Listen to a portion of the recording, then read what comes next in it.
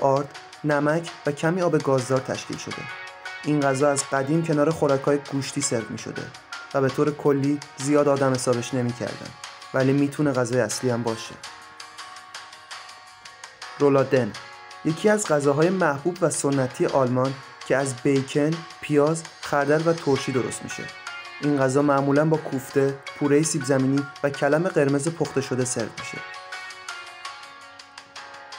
لیبرکازه این غذای سنتی و پرطرفدار یک نوع سوسیسه که از مخلوط گوشت چرخ کرده و ترکیباتی چون نمک و فلفل، پیاز و سایر ادویه‌ها تشکیل شده.